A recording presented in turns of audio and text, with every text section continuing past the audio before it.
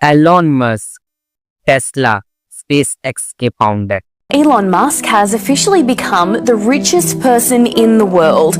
His net worth has crossed the $400 billion mark. Mukesh Ambani, Reliance के founder. He's the son of India's richest man, and the pre-wedding celebrations have already included private performances from Rihanna, Justin Bieber, and the Backstreet Boys. Mukesh Ambani, who transformed his Reliance Industries into a diversified conglomerate, reclaimed the #1 spot with a net worth of $92 billion.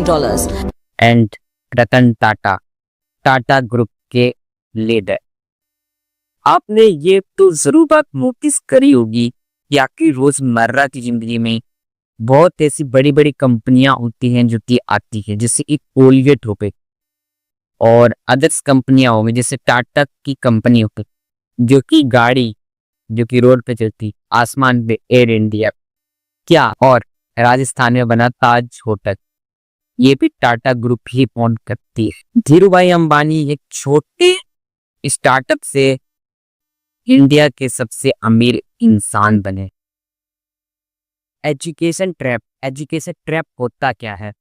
क्या ये education trap है जो हम पढ़ रहे हैं, क्या जो हम लिख रहे हैं, क्या ये एजुकेशन एक ट्रैप है या फिर हमको सिर्फ फंसाया जा रहा है इसमें? Change the perception of reality to such an extent that despite of the abundance of information, no one is able to come to sensible conclusions. I don't care what I have to do. If I have to move somewhere or start something or whatever it may be, I'm not going to put my children into a system that doesn't understand the gifts and abilities they have just because they don't fit on the conveyor belt. And in the US, there are more than 5 lakh people who don't send their children to school. Ironically, mostly all teachers, because they know how screwed up the system is. ठीक है, आप कितने घंटे काम करते हैं? 9 घंटे sir, और सैलरी 20,000 सर। इसमें आपके सपने फिट होते हैं?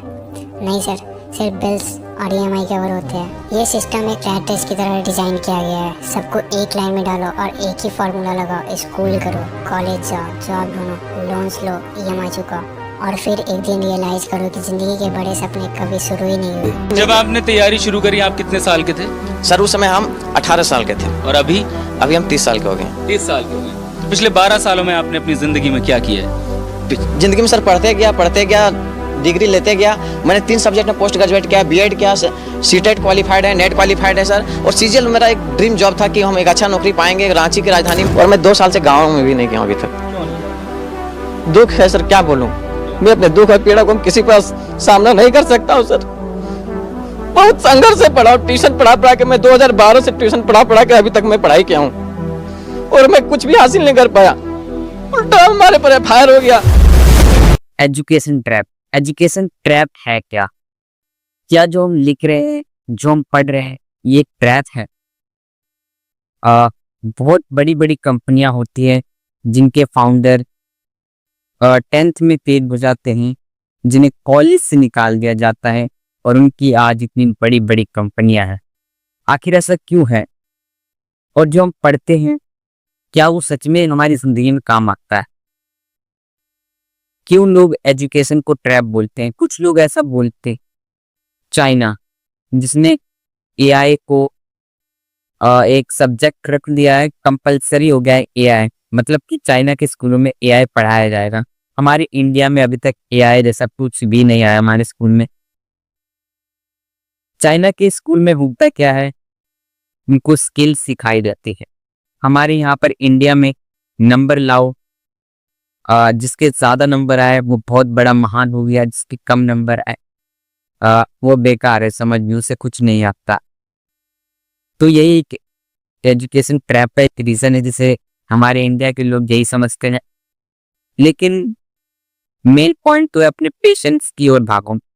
जैसे कि आपका पेशेंस किस चीज में, स्किल्स सीखो। बहुत ऐसी स्किल्स होती है जैसे ग्राफिक डिजाइनिंग हो गया, अदर चीजें हो गई है, डिजिटल मार्केटिंग हो गया, बहुत ऐसी चीजें हैं। अगर आपको एजुकेशन में जाना है तो एजुकेशन में जाइए, बहुत ऐसी चीजें होती हैं। हालांकि ये जो अभी एजुकेशन है हम इसको बदल तो नहीं सकते हैं, लेकिन आने वाले समय में शायद ऐसा हो सकता है कि हमको स्किल्स या फिर अदर चीजें सिखाएंगे जो कि स्कूलों में होनी चाहिए। धन्यवाद।